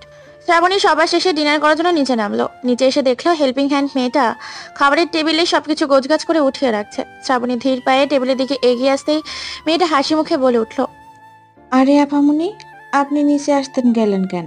আমি তো আপনার খাবার এক্ষুনি উপরে নিয়ে যাচ্ছিলাম। শ্রাবণী এগিয়ে এসে চেয়ার টেনে বসলো। মৃদু হেসে বলল, তার দরকার নেই, আমি এখন অনেকটাই সুস্থ আছি। তোমাদের সবার ডিনার করা শেষ? হ্যাঁ, আমাদের সবারই ডিনার শেষ। এখন শুধু আপনি আর ইরাজ ভাইয়া বাকি আছেন। শ্রাবণীর মুখটা চুপসে গেল। ও মিনমিন কণ্ঠে বলল, ইরোজ এখনো খায়নি? না, ভাই তো বাহিরে গেছে। সে সন্ধ্যায় সেই যে রুমের দরজা বন্ধ করেছে, তারপর আর রুম থেকে বের হয়নি। শ্রাবণী চিন্তায় পড়ে গেল। না চাইতেও ইরাজের জন্য চিন্তা হতে লাগলো। মেয়েটা এক প্লেট খাবার বাড়তে বাড়তে বলল, আপামনি, আপনি খেয়ে নিন, আমি ইরাজ ভাইয়ের খাবারটা উপরে ওনার রুমে পৌঁছে দিয়ে আসছি। কথাটা বলে মেয়েটা খাবারের প্লেট হাতে নিয়ে উপরের দিকে যাওয়ার জন্য পা বাড়ালো। শ্রাবণী ওকে থামিয়ে দিল। চেয়ার থেকে উঠে মেয়েটার সামনে গিয়ে দাঁড়িয়ে খানিকটা জড়তা নিয়ে বলল, তুমি টেবিলে ওগুলো গোছাতে থাকো, আমি ওনাকে খাবারটা পৌঁছে দিয়ে আসছি। মেয়েটা জোরপূর্বক খানিক হাসলো। শ্রাবণীকে যেতে দেবে কি দেবে না সেটা নিয়ে খানিকটা সংশয়ে পড়ে গেল। মেয়েটা কিছু বলার আগে শ্রাবণের হাত থেকে খাবারের প্লেটটা নিয়ে উপরে যাওয়ার জন্য পা বাড়ালো। মেয়েটার কিছুই বললো না, চুপচাপ নিজের কাজে মনোযোগ দিল। ও যতদিন জানে ইরাজের বাবা মা শ্রাবণীকে অনেক আগেই ইরাজের জন্য পছন্দ করে রয়েছে, তাই এখানে ওর শ্রাবণীকে আটকানোটা নিতান্তই বোকামি হবে। শ্রাবণী গুটি গুটি পায়ে ইরাজের রুমের সামনে এসে আস্তে আস্তে রুমের দরজায় নক করলো। একবার নক করতেই ওপাশ থেকে ইরাজ উচ্চ স্বরে কর্কশ কণ্ঠে জিজ্ঞেস করলো, কে ওখানে? হঠাৎ ইরাজের এরকম লাউড ভয়েস শুনে শ্রাবণী হালকা কেঁপে উঠলো। ও কিছু বলার আগে ইরাজ রুমের ওপাশ থেকে আবারও একই ভাবে বলল, আমি ব্যস্ত আছি, কেউ আমাকে ডিস্টার্ব করো না প্লিজ, চলে যাও। শ্রাবণী কি বলবে বুঝে উঠতে পারলো না। কিছুক্ষণ ওখানে দাঁড়িয়ে উসখুস করে জোরে একটা দরজা কয়েকবার ধাক্কা দিল। সাথে সাথে ওপাশ থেকে ইরাজ পায়ের শব্দ শোনা গেল। ইরাজ দরজা খুলতে খুলতে বিরক্ত ভরা রাগী কণ্ঠে বলে উঠল, একবার বললে তোমরা বুঝতে পারো না? বললাম না আমি ব্যস্ত আছি, তারপরেও কেন? পুরো কথাটা ইরাজ শেষ করতে পারলো না। তার আগেই দরজা খুলে শ্রাবণীকে প্লেট হাতে দাঁড়িয়ে থাকতে দেখে ও থেমে গেল। মুহূর্তের মধ্যে ওর সমস্ত রাগ উবে গেল। ওখানে একটা অবাক কণ্ঠে বলল, তুমি এত রাতে এখানে? শ্রাবণী চোখ তুলে তাকালো ইরাজের দিকে। দেখলো রিশানের কথাই ঠিক। এই কয়েকদিনে ইরাজের চোখ মুখের একদম নাজেহাল অবস্থা হয়েছে। মাথার চুলগুলো এলোমেলো হয়ে কপালে পড়ে আছে। চেহারায় চিন্তার ছাপ স্পষ্ট। চোখের নিচে এমন ভাবে কালি জমেছে যেন মনে হচ্ছে ও কতগুলো রাত ঠিক মতো ঘুমায়নি। শ্রাবণীকে চুপচাপ ওর দিকে তাকিয়ে থাকতে দেখে ইরাজ ভ্রু কুঁচকে জিজ্ঞেস করলো, কি হলো? এভাবে তাকিয়ে কি দেখছো? শ্রাবণী খানিকটা অপ্রস্তুত হয়ে গেল। গলা খাকারে দিয়ে আমতা আমতা করে বলল, কিছু না, শুনলাম আপনি রাত্রে কিছু খাননি, তাই আপনার ডিনারটা এখানে নিয়ে আসলাম। কথাটা বলে শ্রাবণী ইরাজের দিকে খাবারের প্লেটটা বাড়িয়ে দিল। ইরাজ রীতিমতো শকড হয়ে খাবারের প্লেটটা হাতে নিল। চোখ মুখে বিস্ময় নিয়ে বলল, তুমি আমার জন্য খাবার নিয়ে এসেছো? ইরাজের প্রশ্নে শ্রাবণী আরো অপ্রস্তুত হয়ে পড়ল। দৃষ্টি নত করে জড়সড় হয়ে বলল, বাসার সবাই ঘুমিয়ে পড়েছে তো, তাই বাধ্য হয়ে নিয়ে আসলাম, না হলে আসতাম না। ইরাজ চোখ ছোট ছোট করে শ্রাবণীর দিকে তাকায়। স্পষ্ট বুঝতে পারল শ্রাবণী মিথ্যা কথা বলছে। ও মাথা নিচু করে ঠোঁট চেপে মৃদু হাসলো। তারপর ঠোঁটের কোণে হাসিটুকু বজায় রেখেই জিজ্ঞেস করলো, তুমি খেয়েছো? না, নিচে গিয়ে খেয়ে নিব। নার্ভাস হয়ে কথাটা বলে শ্রাবণী চোরা চোখে এক পলক ইরাজের দিকে তাকালো। তারপর মাথা নিচু করে তাড়াহুড়ো করে দ্রুত পায়ে ওখান থেকে চলে আসলো। ইরাজ মলিন চেহারায় শ্রাবণীর যাওয়ার দিকে কিছুক্ষণ তাকিয়ে থেকে প্ল্যান হাসলো। তারপর ফুস করে একটা দীর্ঘশ্বাস ফেলে রুমের দরজা বন্ধ করে দিল। আজ শুক্রবার সকাল 7টার দিকে শ্রাবণীর ঘুম ভাঙলো। পাশ ফিরে তাকাতেই দেখলো সূচনা বেডে নেই। ছুটির দিন সাধারণত সূচনা বেশ বেলা করে ঘুম থেকে ওঠে। আজকে এত তাড়াতাড়ি উঠেছে দেখে শ্রাবণী বেশ অবাক হলো। তো বেশিক্ষণ এই ব্যাপারে মাথা ঘামালো না। ভাবলো আর্জেন্ট কোনো কাজ আছে, হয়তো তাই তাড়াতাড়ি উঠে পড়েছে। শ্রাবণী আপাতত ভীষণ ঘুম পাচ্ছে। কালকে লেট নাইট পর্যন্ত অফিসের কাজ করার কারণে ও ঘুমের জন্য চোখ খুলে ভালো করে তাকাতে উঠতে পারছে না। তাই বেশি ভাবনা চিন্তা বাদ দিয়েও কিছুক্ষণ বেডে গড়াগড়ি খেয়ে আবার ঘুমের জগতে পাড়ি জমালো। শ্রাবণীর ঘুম ভাঙলো ঠিক সকাল 10টার সময়।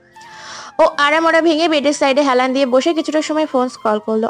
ফোন স্ক্রল করতে করতে শুনতে পেল নিচ থেকে অনেক মানুষের কথার আওয়াজ আসছে। সাধারণত ছুটির দিন এই বাড়িতে সবাই বেলা 10টা থেকে 11টা পর্যন্ত নিজেদের রুমের মধ্যেই বসে থাকে, আর নইলে যে যার মতো ঘুমিয়ে থাকে। অথচ আজকে নিচে থেকে উচ্চস্বরে কথা বলার আওয়াজ আসছে, ব্যাপার কি? শ্রাবণী বেশ কৌতূহল হলো, তাই ও ফোন রেখে দ্রুত ওয়াশরুমে গিয়ে ফ্রেশ হয়ে নিল। তারপর তাড়াতাড়ি করে হাত মুখ ধুয়ে ফ্রেশ হয়ে নিচে যাওয়ার উদ্দেশ্যে রুম থেকে বের হলো। সিঁড়ির কাছে আসতেই শ্রাবণীর সর্বপ্রথম চোখ গেল ড্রয়িং রুমের সোফায় বসে থাকা ইরাজের দিকে। ইরাজকে এই সময় এখানে দেখেও ভীষণ অবাক হলো, কারণ ইরাজ 2 দিন আগেই কোনো একটা ইম্পর্টেন্ট কাজের জন্য বাসা থেকে বের হয়ে চলে গিয়েছিল। বলেছিল ওর ফিরতে বেশ কয়েকদিন দেরি হবে, তাহলে এত তাড়াতাড়ি কাজ শেষ করে ফিরল কিভাবে? এসব ভাবতে ভাবতে শ্রাবণীর চোখ গেল ইরাজের পাশে বসে থাকা ব্যক্তিগুলো দেখে। ইরাজ ছাড়াও ড্রয়িং রুমে রিশান, সূচনা, ইরাজের বাবা মা, এমনকি শ্রাবণী নিজের বাবা মাও বসে আছেন। নিজের বাবা মাকে এই বাড়িতে দেখে শ্রাবণী যেন আকাশ থেকে পড়ল। হতভম্ব হয়ে ড্রয়িং রুমে উপস্থিত সমস্ত ব্যক্তিদের দিকে তাকিয়ে রইল। নিজের চোখকেই যেন কিছুক্ষণের জন্য অবিশ্বাস করতে ইচ্ছে করলো। সবাই জমি আড্ডা দেওয়ায় ব্যস্ত, তাই এই মুহূর্তে শ্রাবণীকে কেউ লক্ষ্যই করলো না। শ্রাবণীর ছাই সেখানে কিছুক্ষণ দাঁড়িয়ে থেকে একটা ঘোরের মধ্যে 1 পা 2 পা করে সিঁড়ি দিয়ে নামতে লাগলো। নিচে নামতে নামতে শুনতে পেল শ্রাবণীর বাবা ইরাজের বাবা মাকে বলছে, সত্যি বলতে ইরাজ যখন আমাকে ফোনে সবটা বলছিল তখন আমার উপর ভীষণে রাগ হয়েছিল। ইচ্ছে করছিল ফোনের মধ্যে ঢুকে খুন করে ফেলি, কিন্তু ও যখন আমার সাথে দেখা করার জন্য প্রণয় বিনয় করলো, আমার বাড়িতে এসে আমার সাথে 2 দিন সময় কাটালো, ক্ষমা চাইলো, তখন বুঝতে পারলাম আমি সেটাকে যতটা খারাপ ভেবেছি ততটা খারাপও না, কিছুটা হলেও ভালো। শ্রাবণীর বাবা কথাটা শেষ করতে না করতেই রিশান এক্সাইটেড হয়ে ওনাকে জিজ্ঞেস করলো, আর আমার ব্যাপারে আপনার কি ধারণা আঙ্কেল? আমিও তো ইরাজের সাথে গিয়ে আপনার রাগ ভাঙিয়েছি, 2 দিন আপনাদের বাড়িতে থেকেওছি, তাহলে আপনি শুধু ইরাজের একা প্রশংসা করলেন কেন? আমারও একটু প্রশংসা করুন। শ্রাবণীর বাবা রিশানের দিকে সরু চোখে তাকালেন, বললেন, তোমার আর কি বা প্রশংসা করবো? তোমার কথাতে প্রচুর বুদ্ধি, তবে সেগুলো একটাও কাজের না, সব উল্টোপাল্টা পচা বুদ্ধি। তোমার কারণেই তো আজকে আমাদের সবার এই অবস্থা। শ্রাবণীর বাবার কথা শুনে রিশান ঠোঁট ফুলিয়ে ওনার দিকে তাকালেন, খানিকটা অভিমানী কণ্ঠে বললেন, হ্যাঁ আমি সেটাই, অজাক করলো গজা, আর দোষ হলো সব মজার। রিশানের কথায় শ্রাবণীর বাবা মা সহ অট্টহাসিতে ফেটে পড়লো। হাসতে হাসতে ইরাজের চোখ পড়লো শ্রাবণীর দিকে। শ্রাবণী নিচে নেমে সিঁড়ির গোড়ায় দাঁড়িয়ে এক দৃষ্টি তোর বাবা মার দিকে তাকিয়ে আছে। আজকে প্রায় 10 মাস পর এই মানুষ দুটোকে আবার চোখের সামনে দেখছে, তাদের হাস্যজল মুখখানা দেখছে। শ্রাবণী পলকহীন দৃষ্টিতে বেশ অনেকটা সময় ওর বাবা মার দিকে তাকিয়ে রইলো। তাকিয়ে থাকতে থাকতে কখন যে চোখ থেকে অশ্রুকণা এসে ভিড় করলো সেটাও টেরই পেল না। এর মধ্যে সবাই দৃষ্টি পড়লো শ্রাবণীর দিকে। শ্রাবণীর মা দ্রুত বসা থেকে উঠে দৌড়ে এসে মেয়েকে 2 হাতে আগলে বুকের সাথে চেপে ধরলেন। খুশিতে ওনার চোখ দুটো পানিতে টলমল করে উঠল। শ্রাবণী শির দ্বারা দিয়ে শীতল স্রোত বয়ে গেল। খুশিতে পুরো শরীর কম্পন ধরলো। নীরবে 2 চোখ বেয়ে নোনা জলের ধারা নামতে লাগলো। শ্রাবণীর মা মেয়েকে বুক থেকে তুলে ও থুতনি ধরে পুরো মুখে চুমুতে ভরিয়ে দিতে লাগলেন। কান্না ভেজা কণ্ঠে আদরের সাথে জিজ্ঞেস করলেন, ভালো আছিস মা? শ্রাবণী অতিরিক্ত খুশি আর কান্নার কারণে কিছুই বলতে পারছে না, শুধু ওপর নিচে ঘাড় নাড়িয়ে হ্যাঁ সূচনা জবাব দিল। ওখানে উপস্থিত সবাই মনোমুগ্ধ হয়ে তাদের মা মেয়ের ভালোবাসাময় আবেগী মুহূর্তটা 2 চোখ ভরে দেখতে লাগলো। শ্রাবণীর বাবা বাসা থেকে উঠে দাঁড়িয়ে নরম কণ্ঠে বলে উঠলেন, শ্রাবণী মা। বাবাটাকে শ্রাবণী চমকে তাকালো বাবার দিকে। উনি চোখ দিয়ে ইশারা করলেন শ্রাবণীকে ওনার কাছে আসতে। শ্রাবণী ছুটে গিয়ে ওর বাবার বুকে ঝাঁপিয়ে পড়লো। উনি শ্রাবণীর মাথায় হাত রাখলেন। শ্রাবণী নিজেকে আর সামলাতে পারলো না, ফুপিয়ে কেঁদে উঠলো। ও কখনো ভাবতেই পারেনি ও জীবনে আবার কখনো বাবা মাকে সামনাসামনি দেখতে পাবে। ভেবেছিল ওর বাবা মা ওকে কখনো ক্ষমাও করবে না, আর ও কখনো ওর বাবা মায়ের সামনে গিয়ে দাঁড়াতেও পারবে না। মেয়ের কান্না দেখে শ্রাবণীর বাবা চোখের পানি চলে আসলো। যতই ভুল করুক, শ্রাবণী তো ওনার একমাত্র মেয়ে। মেয়ের কান্না দেখে কিভাবে নিজেকে কঠোর করে রাখবেন? রাগে অভিমানে গ্রামের লোকদের অপমানে এতদিন মেয়ের দিকে মুখ ফিরিয়েছিলেন ঠিকই, কিন্তু মেয়েকে মনে মনে সবার অগোচরে উনি তো শ্রাবণীর জন্য কষ্ট পেয়েছেন। শ্রাবণী কোথায় আছে, কেমন আছে, কিভাবে আছে সেটা নিয়ে প্রতিনিয়ত চিন্তা করে উতলা হয়েছেন। এসব ভেবে উনি একটা দীর্ঘশ্বাস ফেললেন। নিজেকে সামনে শ্রাবণীর মাথায় হাত বোলাতে বোলাতে অনুতপ্ত ভরা কণ্ঠে বলে উঠলেন, আমি দুঃখিত মা, আমার তখন অতটা কঠিন হওয়া উচিত হয়নি। আমার উচিত ছিল তোমাকে একটু ভালো করে বোঝা, কিন্তু আমি সেটা না করে উল্টো আমার পছন্দটাকে জোর করে তোমার ঘাড়ে চাপিয়ে দিয়েছি। আমাকে মাফ করে দিও মা, আমার ভুল হয়ে গেছে, বড্ড ভুল হয়ে গেছে। এসব শুনে ওর কান্নার গতি আরো বেড়ে গেল। এতদিনে চেপে রাখা কষ্টগুলো সব যেন একসাথে চোখের পানি হয়ে বের হয়ে আসলো। শ্রাবণী কান্না দেখে রাজের মাও গোপনে নিজের চোখের পানি মুছলেন। রাজ পলকহীন দৃষ্টিতে শুধু শ্রাবণীর দিকে তাকিয়ে রইল। ওর ঠোঁটের কোণে তৃপ্তিময় হাসি ফুটে উঠলো। হঠাৎ করে যেন ওর ভিতরে থাকা সত্তাটা বলে উঠলো, হাসিস না, এখন ওরা কাঁদছে, এরপর তো কাঁদার পালা তোর। মুহূর্তে ইরাজের ঠোঁটের কোণ থেকে হাসিটুকু মিলিয়ে গেল। শ্রাবণীর বাবা মা ওর মাথায় হাত বুলিয়ে দিতে দিতে বললেন, কেঁদো না মা, আমি আর তোমাকে আমার থেকে দূরে সরে রাখবো না। আজকে তোমাকে আমার সাথে বাড়ি নিয়ে যাব, তারপর থেকে তুমি যা বলবে তাই হবে। তোমার ইচ্ছার বিরুদ্ধে গিয়ে আমি আর কখনো কোনো কাজ করব না। এই সবার সামনে আমি আজ তোমাকে কথা দিলাম। শ্রাবণীর বাবার কথা শুনে ইরাজ ফাঁকা ঠোক গড়ল। এখানে আর এক মুহূর্তে দাঁড়িয়ে থাকার শক্তি আর ওর হলো না। সবার অকচরে ও ক্লান্ত এলোমেলো পায়ে সিঁড়ি বেয়ে ওপরে চলে আসলো। একটুকু পরেই শ্রাবণী চলে যাবে ভাবতে ওর ভেতরটা দুমড়ে মুছে শেষ হয়ে যেতে লাগলো। ও জানে শ্রাবণী এখান থেকে একবার চলে গেলে আর কখনো শ্রাবণীর দেখা পাবে না, কারণ ইরাজের বাবা মাও এখন জানে শ্রাবণীকে যে ছেলেটা চিট করেছে সেটা ইরাজ। ইরাজ নিজেই ওনাদের সবটা বলেছে। সেদিন ওর বাবা মার সামনে দাঁড়িয়ে ও এসব যখন ওর বাবা মাকে বলছিল, সেদিন ওর বাবা মা দুজনে ওর গালে কষিয়ে দুটো 4টা থাপ্পড় মেরেছিলেন। ওনাদের দুজনের চোখে ইরাজ সেদিনই ওর প্রতি রাগ আর লজ্জা দুটোই দেখেছিল। ইরাজের মা সেদিন রেগে বলেছিলেন, আমার এখন এটা ভাবতেও লজ্জা করছে যে তুমি আমার নিজের ছেলে। আমি ভেবেছিলাম তোমার সঙ্গে শ্রাবণীর বিয়ে দিব, যাতে তুই ওকে একটা বেটার লাইফ উপহার দিতে পারিস, সেই জন্য। But I am sorry to say, তুই শ্রাবণীর যোগ্যই না। তোর মতো ছেলের সাথে ওকে বিয়ে দিলে ওর লাইফ ভালো কিছু তো হতোই না, বরং ওর লাইফটা আরো নষ্ট হয়ে যেত। ইরাজ জানে ওর মা এক কথার লোক, ওনার সিদ্ধান্তে কখনো নড়চড় হয় না। আর তাছাড়া শ্রাবণীর বাবা মাও তো এখন জানেন শ্রাবণীর বাড়ি ছাড়ার পেছনে একমাত্র কারণ ইরাজ। ওনারা নিশ্চিত জেনে শুনে এরকম একটা ছেলের সাথে ওনার মেয়েকে বিয়ে দিবেন না, যে কিনা ওনাদের মেয়েকে মিথ্যে ভালোবাসার ফাঁদে ফেলে প্রতারণা করেছে। হ্যাঁ, ইরাজের অন্যায়ের জন্য ওকে সবাই মাফ করে দিয়েছে ঠিকই, কিন্তু শ্রাবণীর পাশে জামাই হিসাবে ওকে কেউই কখনো মানবে না। দুপুর 3:30 শ্রাবণী রুমে বসে লাগেজ নিজের জিনিসপত্র ঢোকাচ্ছে আর এক হাতে চোখের কোণে জমে থাকা পানি মুছছে। আজকে এই বাড়িতেও শেষ দিন। এরপর হয়তো কখন আর এই বাড়ির মানুষগুলোর সাথে ওর দেখা হবে না। এই বাড়ির মানুষের সাথে জড়ানোর এত স্মৃতি এইসবের সময়ের সাথে সাথে সব মুছে যাবে, ভুলে যাবে ক্ষণিকের জন্য প্রিয় হয়ে ওঠা মানুষগুলোকে। কিন্তু ইরাজকে কেউ কি করে ভুলবে? এই তো মাত্র কিছুদিন হলো ইরাজের জন্য ওর মনে আবারও সুপ্ত কিছু অনুভূতি জন্ম হয়েছিল। পুরনো ধুলো জমে যাওয়া ভালোবাসাগুলো অল্প স্বল্প তাজা হয়ে উঠেছিল।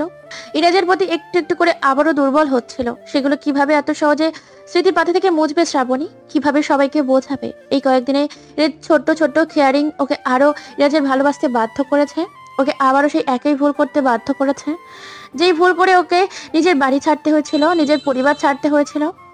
শ্রাবণী এইসব ভাবনার মধ্যেই দরজায় নক পড়লো। রুমের দরজা খোলাই ছিল। শ্রাবণী ভাবনা থেকে বের হয়ে দরজার দিকে তাকালো, দেখলো দরজার সামনে ফর্মাল পোশাকে ইরাজ দাঁড়িয়ে আছে। শ্রাবণী দরজার দিকে তাকাতে ইরাজ ওর দিকে তাকিয়ে মুচকে হেসে রুমের ভেতর প্রবেশ করলো। কিছুটা কাছাকাছি আসতেই শ্রাবণীর চোখের কোণে জমে থাকা অশ্রুকণাগুলো ইরাজের নজরে এলো। ও খানিকটা চিন্তিত হয়ে পড়লো। এই ব্যাপারে শ্রাবণীকে কিছু জিজ্ঞেস করতে যাবে, তার আগেই হুট করে শ্রাবণীর ছুটে এসে ইরাজকে জড়িয়ে ধরে বুকে মুখ বুঝলো। শ্রাবণীর এমন কাণ্ডে ইরাজ খানিকটা ভড়কে গেল। শ্রাবণী শক্ত করে ইরাজকে জাপটে ধরে ওর বুকে মুখ বোঝা অবস্থায় ফুপিয়ে কেঁদে উঠলো। ইরাজ শক্ত হয়ে থম মেরে দাঁড়িয়ে রইল। শ্রাবণী ওকে জড়িয়ে ধরলেও ও শ্রাবণীকে জড়িয়ে ধরলো না। শ্রাবণী ছোট বাচ্চাদের মতো ফুপিয়ে ফুপিয়ে বেশ অনেকটা সময় কাটলো। ধীরে ধীরে ওর কান্নার গতি আরো বৃদ্ধি পেল। ইরাজের বুকের ভিতর উত্তাল ঝড় শুরু হলো। ও নিজেকে সামলে রাখার দায় হয়ে দাঁড়ালো। ওরও ইচ্ছে করলো এই মুহূর্তে শ্রাবণীকে শক্ত করে জড়িয়ে ধরে হাউমাউ করে কাঁদতে, কিন্তু ও তো সেটা পারবে না। সময় এবং পরিস্থিতি দুটোই ওকে বুঝিয়ে দিয়েছে শ্রাবণী আর ওর বিচ্ছেদটা চিরধার্য। এখন তোকে দুর্বল হলে চলবে না। ইরাজ দু হাতের আঙুলগুলো মুষ্টিবদ্ধ করে নিজেকে শক্ত করলো। শুকনো একটা ঢোক গিলে ম্লান হেসে বলল, আমি তোমার যেই ক্ষতি করেছি তার ক্ষতিপূরণ হয়তো আমি কখনোই দিতে পারবো না, কিন্তু আমার জন্য তুমি তোমার যেই পরিবারকে হারিয়েছিলে সেই পরিবারকে আমি আবারও তোমার কাছে ফিরিয়ে দিলাম। আশা করি এবার তুমি একটু হলেও আমাকে ক্ষমা করতে পারবে, আমার উপরে জমিয়ে রাখা রাগের মাত্রাটা কিছুটা হলেও কমাতে পারবে। শ্রাবণী কোনো প্রতিক্রিয়া দেখালো না, আগের মতোই কাঁদতে রইল। ইরাজ ওর কম্পনরত একটা হাত শ্রাবণীর মাথার উপর রাখলো, বুকে পাথর রেখে শুকনো কণ্ঠে বলল, কেঁদো না শ্রাবণী, নিজেকে শক্ত করো। তো অতীত কম বেশি সবারই থাকে, কিন্তু সেখান থেকে মুভ অন করতে জানতে হয়। আমি চাই তুমিও লাইফে মুভ অন করো, তোমার নিজের মতো ভালো পার্সোনালিটির একজন মানুষকে জীবনসঙ্গী হিসেবে খুঁজে পাও এবং তোমার ভাঙাচোরা লাইফটা আবারও সুন্দর করে সাজিয়ে নাও। ইরাজ কথাটা বলে শেষ করার সাথে সাথে শ্রাবণী দু হাত দিয়ে জোরে ওর বুকে ধাক্কা দিল। আকস্মিক ধাক্কা ইরাজ টাল সামলাতে না পেরে খানিকটা পিছিয়ে গেল। নিজেকে কোনো রকম সামলে অবাক হয়ে তাকালো শ্রাবণীর দিকে। শ্রাবণী কান্নারত ক্রুদ্ধ দৃষ্টি নিক্ষেপ করে আছে ইরাজের পানে। ও তো ভেবেছিল ইরাজ ওকে আটকানোর জন্য এসেছে, অথচ ইরাজ ওকে সান্ত্বনা দিচ্ছে, বলছে লাইফে মুভ অন করে নতুন কাউকে জীবনসঙ্গী হিসেবে বেছে নিতে। কিভাবে পারছে ওই কথাগুলো বলতে? ও কি জানে না ওর প্রতি শ্রাবণীর অনুভূতিগুলো কি? শ্রাবণী চেঁচিয়ে উঠলো, রাগে গিজগিজ করতে করতে বলল, কেন এসেছেন আপনি? সান্ত্বনা দিতে? কেউ চেয়েছে আপনার কাছে সান্ত্বনা? চলে যান এখান থেকে। শ্রাবণীর চেহারায় রাগ থাকলেও ওর চোখে অনবরত পানি পড়ছে। ইরাজ মায়া ভরা দৃষ্টিতে বেশ অনেকটা সময় তাকিয়ে রইল শ্রাবণীর দিকে, এরপর ফস করে একটা শ্বাস ছেড়ে বলল, অফিসে আমার আর্জেন্ট কিছু কাজ পড়ে গেছে, এখনই আমাকে সেখানে যেতে হবে। তাই ভাবলাম যাওয়ার আগে তোমার সাথে একবার দেখা করে যাই। আর তো দেখা হবার চান্স নেই। যাই হোক, best of luck for your new life. সাবধানে যেও, আমি আসছি। কথাটা বলে ইরাজ জোরপূর্বক ম্লান হেসে রুম থেকে বের হয়ে গেল। ইরাজ যেতেই শ্রাবণী বেডের উপর ধপ করে বসে পড়ল। দু হাত দিয়ে মুখ চেপে ধরে হু হু করে কেঁদে উঠল। ওর এখান থেকে যাওয়া যতটুকু বা আশা ছিল সেটুকু ইরাজের এখান থেকে চলে যাওয়ার সাথে সাথে নিভে গেল। ওকে না আটকে কেন চলে গেল ইরাজ? কেন ওকে একবার এখানে থাকার জন্য বললো না? কেন বললো না আমি তোকে ভালোবাসি শুক্তারা, তুমি আমাকে ছেড়ে যেও না? তাহলে কি ইরাজ ওকে চায় না ওই ইরাজের লাইফে থাকুক? ইরাজ বাসা থেকে বের হয়ে গাড়ির কাছে আসতে ওর নিঃশ্বাস বন্ধ হয়ে আসতে লাগলো। দু চোখে অশ্রুকণা ভিড় করে চোখের সামনে সবকিছু আবসা হয়ে গেল। বুকের মধ্যে কি এমন যন্ত্রণা শুরু হলো, মনে হলো হৃৎপিণ্ডটা ছিঁড়ে বাড়ির ভেতরে রেখে চলে এসেছে। ইরাজ জানে শ্রাবণীর চোখের সামনে থেকে চলে যাওয়াটা ও কিছুতেই সহ্য করতে পারবে না, তাই আগে ভাগেই বাসা থেকে বের হয়ে চলে এসেছে, যাতে ওর এই অস্বাভাবিক আচরণ শ্রাবণীর সামনে ধরা না পড়ে। সেই জন্য যাকে আটকানোর সাধ্য ওর এখন নেই, তার সামনে শুধু শুধু নিজের দুর্বলতা প্রকাশ করে তার কষ্টের ভাগ বাড়িয়ে দিয়ে কি লাভ?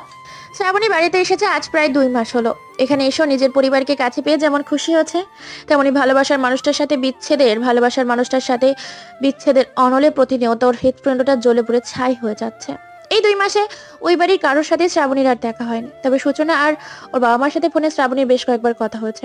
ওনারা সবাই শ্রাবণীকে ভীষণ মিস করেন, শ্রাবণী ওনাকে মিস করে, তবে যেই মানুষটাকে শ্রাবণী বেশি মিস করে তার কোনো হদিশ ওর জানা নেই। ওই বাড়ি থেকে চলে আসার পর শ্রাবণী না ইরাজের সাথে দেখা করেছে আর না কোনো কথা হয়েছে। ও কয়েকবার চেয়েছিল ইরাজের নাম্বারে কল করতে, কিন্তু অভিমান আর জড়তার জন্য কলটার হয়ে ওঠেনি। সূচনা ওর বাড়িতে লোকদের সাথে শ্রাবণী যখন কথা বলে তখন বারবার চাই ওদের কাছে ইরাজের ব্যাপারে জিজ্ঞেস করতে, কিন্তু কোথাও একটা আটকা আছে। লজ্জা ভয়রা এসে ওকে চারপাশ দিয়ে ঘিরে ধরে। মনে হয় এখন তো সবাই ওদের বিষয়টা সবটা জানে। এখন যদি ওইভাবে সারাদিন ইরাজের ব্যাপারে জানতে চায় তাহলে সবাই কি ভাববে? আর তাছাড়া ও যেমন ইরাজের খোঁজ নেয়নি, ইরাজও তো তেমন ওর খোঁজ নেওয়ার চেষ্টাও করেনি। এই 2 মাসে ওকে একটা ফোন পর্যন্ত করেনি। ইনফ্যাক্ট সেদিন শ্রাবণী যখন ইরাজের বাড়ি থেকে চলে এসেছিল, ইরাজ ওকে একটাবার আটকানো পর্যন্ত চেষ্টা করেনি। এর মানে তো এটাই দাঁড়ায় শ্রাবণী ইরাজের থেকে দূরে থাকলে ইরাজের কিছু যায় আসে না। ওর মনে শ্রাবণীর জন্য কোনো রকম অনুভূতি নেই। যদি থাকতো তাহলে ও তো এতদিনে একবার হলেও শ্রাবণীর খোঁজ নিত, শ্রাবণীকে একটা কল করতো। ও যখন সেটা করেইনি তখন শ্রাবণী ধরেই নিচ্ছে যে ওকে ছাড়া ইরাজ দিব্যি ভালো আছে। দরজায় নক পড়ার শব্দে শ্রাবণী নিজের ভাবনার জগৎ থেকে বেরিয়ে এলো। মাথা তুলে সামনে তাকাতেই দেখলো ওর বাবা মা দরজার সামনে দাঁড়িয়ে আছে। শ্রাবণী ঝটপট 2 হাতের উল্টো পিঠ দিয়ে নিজের গালে পড়িয়ে পড়া পানিটুকু মুছে নিল। ওর বাবা সেটা চোখে আলো না, তিনি দরজার কাছে দাঁড়িয়ে মৃদু আওয়াজে বললেন, মা আসবো? শ্রাবণী তড়িঘড়ি করে নিজেকে স্বাভাবিক করতে ব্যস্ত হয়ে পড়লো। জোরপূর্বক মৃদু হেসে বলল, আসো না বাবা, আমার রুমে আসতে তোমার পারমিশন না লাগে? শ্রাবণীর বাবা হালকা হাসলেন, গুটি গুটি পায়ে এগিয়ে এসে শ্রাবণীর মুখোমুখি বেডের উপর বসলেন। খানিকটা আদ্র কণ্ঠে জিজ্ঞেস করলেন, তুমি ঠিক আছো তো মা? হ্যাঁ বাবা, একদম ঠিক আছি। আমার আবার কি হবে? শ্রাবণীর বাবা দীর্ঘশ্বাস ফেললেন, এক হাত ওর মাথায় রেখে উদাসীন কণ্ঠে বললেন, আমি জানি না মা, এখানে আসার পর থেকে লোকজন আড়ালে তোমাকে নিয়ে বিভিন্ন কথা বলছে, কটূক্তি করছে, বাড়িতে এসে নানা প্রশ্নই তোমাকে বিব্রতকর পরিস্থিতিতে ফেলে দিচ্ছে, কিন্তু বাবা হয়ে আমি কিছুই করতে পারছি না। এর জন্য আমি অনেক দুঃখিত মা। শ্রাবণীর চেহারা থেকে হাসিটা মিলিয়ে গেল। ও চুপ করে বসে রইল। শ্রাবণীর বাবা আবারও বললেন, আমি জানি মা, এখানে আসার পর থেকে তোমাকে অনেক প্রবলেম ফেস করতে হচ্ছে, তাই আমি একটা সিদ্ধান্ত নিয়েছি। ভাবছি তোমাকে খুব শীঘ্রই বিয়ে দিয়ে দিব। তুমি সবার উল্টোপাল্টা প্রশ্ন থেকে মুক্তি পাবে আর তোমার অতীতের তিক্ত স্মৃতি থেকেও বের হতে পারবে। এবার বলো, আমার সিদ্ধান্তে তোমার কোনো আপত্তি আছে? বাবার কথায় শ্রাবণী থম মেরে কিছুক্ষণ বসে রইল। তারপর ওর বাবার মুখ পানে তাকালো, দেখলে তিনি অতি আগ্রহ নিয়ে প্রশ্নচোখ দৃষ্টিতে ওর দিকে তাকিয়ে আছে। শ্রাবণী ফোঁস করে শ্বাস ফেলল, নির্জীব কণ্ঠে বলল, না বাবা, আমার আর এখন তোমার কোনো সিদ্ধান্ততেই আপত্তি নেই। তুমি যা ভালো মনে করো করতে পারো। আমি তোমার যে কোনো সিদ্ধান্তে রাজি আছি, কথা দিচ্ছি। আগের বারের মতো এবার আর আমি কোনো ভুল করব না। মেয়ের কথায় শ্রাবণীর বাবা স্বস্তির নিঃশ্বাস দিলেন। আশানুরূপ উত্তর পেয়ে তৃপ্তিময় একটা হাসি দিলেন। তারপর শ্রাবণীর মাথায় 2 হাত বুলিয়ে দিয়ে খুশি মনে রুম থেকে বের হয়ে গেলেন। শ্রাবণী অনুভূতির শূন্য দৃষ্টিতে ওর বাবার দিকে তাকিয়ে রইল। ভাবলো, যাকে কখনো পাবেই না তার জন্য অপেক্ষা করে শুধু নিজের পরিবারকে কষ্ট দিয়ে ওর কি লাভ। 1 সপ্তাহ পর, 1 বছর আগেরকার মতো আবারও শ্রাবণীর বাড়ি বাহারি সাজে ছিজে উঠেছে। আত্মীয় স্বজনদের ভিড়ে পুরো বাড়ি ঘমঘম করছে। বিয়ের আয়োজন পরিচালনা করছে বাড়ির পুরুষেরা সব ব্যস্ত হয়ে উঠে পড়ে লেগেছে। অতিথিদের আপ্যায়নে যেন কোনো ত্রুটি না হয় সেদিকে কোনো কড়াভাবে নজর রেখেছেন শ্রাবণীর মা। শ্রাবণী বধূ বেশে জানলার কাছে নীরবে দাঁড়িয়ে সবার ব্যস্ততা দেখছে। ওর বুকের মধ্যে হাতেরও পেটা করছে। না জানি কোন অচেনা ব্যক্তির সাথে আজকে ওর জীবনটা জুড়বে, যাকে চিনবে না, জানে না, কখনো দেখেইনি, তার সাথে বিয়ে নামক পবিত্র বন্ধনকে আবদ্ধ হতে হবে। সবচেয়ে বড় কথা, একজনকে ভালোবেসে অন্য আরেকজনের সাথে হাসি মুখে সংসার করতে হবে সারাটা জীবন। এসব কিভাবে করবে ও? কিভাবে ইরাজকে ভুলে সম্পূর্ণ অচেনা একটা মানুষকে নিজের স্বামী রূপে গ্রহণ করবে? মস্তিষ্কে হাজারটা চিন্তা। এই চিন্তায় ক্ষণিকের জন্য অবসান ঘটাতে তড়িঘড়ি করে রুমের ভেতর প্রবেশ করলেন শ্রাবণীর মা। রুমের ভেতর এসেই কর্কশ কণ্ঠে শ্রাবণীর উদ্দেশ্যে বললেন, তুই ওখানে দাঁড়িয়ে আছিস কেন? বাইরে থেকে তোকে স্পর্শে দেখা যাচ্ছে। এখন যদি বরযাত্রী এসে তোকে জানালার ধারে দাঁড়িয়ে থাকতে দেখে তাহলে তারা কি ভাববে বলতো? কথাটা বলতে বলতে শ্রাবণীর মা জানলার ধারে জানলাটা বন্ধ করে দিলেন। শ্রাবণীর মাথা নিচু করে হেঁটে চুপচাপ গিয়ে বেডের উপর পা ঝুলিয়ে বসে পড়ল। ওর মা আবারও ব্যস্ততা কণ্ঠে বললেন, তোর শ্বাস তো শেষ।